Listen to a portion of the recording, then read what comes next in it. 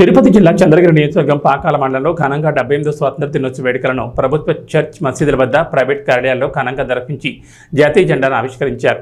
Pakala MPDO కార్యాలయం, జిల్లా ఉన్నత పాఠశాలలో పాకాల జడ్పీటీసీ నంగా పద్మచారెడ్డి చేతుల మీదుగా జెండా ఆవిష్కరణ చేశారు. అలాగే గాదంకి జిల్లా ఉన్నత పాఠశాలలో జెండా ఆవిష్కరణ కార్యక్రమంలో మాజీ ఎంపీటీసీ ఇరుగు గురుమూర్తి పాల్గొన్నారు. పాకాల పోలీస్ స్టేషన్ ఆవరణలో పాకాల ఎస్ఐ మహేష్ కుమార్, తహసీల్దార్ కార్యాలయంలో తహసీల్దార్ నిత్యానంద్ బాబు, సబ్ రిజిస్టర్ కార్యాలయంలో సబ్ రిజిస్టర్ లక్ష్మీనారాయణ, వెలుగు కార్యాలయంలో ప్రభుత్వ జూనియర్ కళాశాల, డిగ్రీ కళాశాలలో ప్రిన్సిపల్ చేతుల మీదుగా జెండా ఆవిష్కరణ చేశారు. మండలంలోని పంచాయతీ కార్యాలయాల్లో, గ్రామ సచివాలయాల్లో, ప్రభుత్వ ఉన్నత ప్రాథమిక ప్రైవేట్ పాఠశాలలో జెండా ఆవిష్కరించారు. చంద్రగిరి తహసీల్దార్ కార్యాలయంలో జరిగిన 78వ స్వాతంత్ర దినోత్సవ వేడుకల్లో చంద్రగిరి ఎమ్మెల్యే పులివర్తి నాని పాల్గొని జాతీయ పతాక ఆవిష్కరించారు. స్వాతంత్ర్యం కోసం ప్రాణాలు అర్పించిన మహనీయులను స్మరించుకున్నారు. గాంధీజీ చిత్రపటానికి పుష్పాంజలి ఘటించి నివాళులర్పించారు. ఈ కార్యక్రమంలో అధికారులు, ప్రజాప్రతినిధులు, సిబ్బంది పాల్గొన్నారు.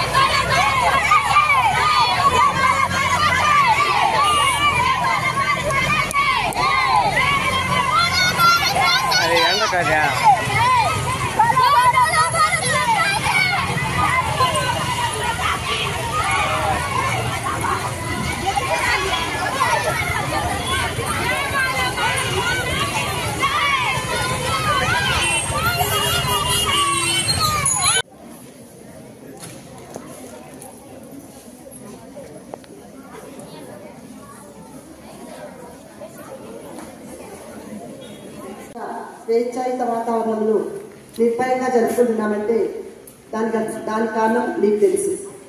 ఎందరో త్యాగదనులు వాళ్ళ ప్రాణాలను అర్పించి మన దేశానికి ఈ స్వాతంత్రం తీసుకొచ్చారు.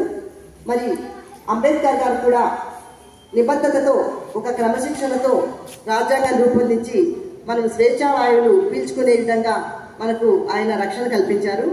మరి ఇలాంటి ఎందరో త్యాగదనుల్ని మనం స్మరించుకోవడానికి, వాళ్లకు ఘనంగా నివాళులు అర్పించడానికి ప్రతి సంవత్సరం ఆగస్టు 15వ తారీఖున మనము ఈ వేడుకలను జరుపుకుంటున్నాము. నాకు ఈ స్కూల్ ప్రత్యేకంగా ఈ స్కూల్ ఫంక్షన్లో పార్టిసిపేట్ చేయడం అంటే చాలా ఇష్టం. అందుకు సార్కి ధన్యవాదాలు తెలియజేస్తున్నాను. అందరికీ 78వ స్వాతంత్ర దినోత్సవ శుభాకాంక్షలు తెలియజేస్తున్నాను.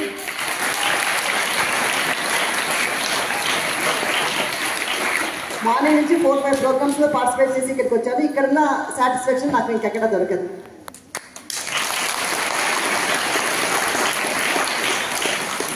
ఇక్కడ పాల్గొనడానికి అవకాశం ఇచ్చిన ప్రతి ఒక్కరికి, ముఖ్యంగా హెడ్ మాస్టర్ గారికి, స్కూల్ పిల్లలందరికీ ప్రత్యేకంగా నా ధన్యవాదాలు తెలియజేసుకుంటూ, నాకు వేరే ప్రోగ్రామ్స్ ఉన్న వల్ల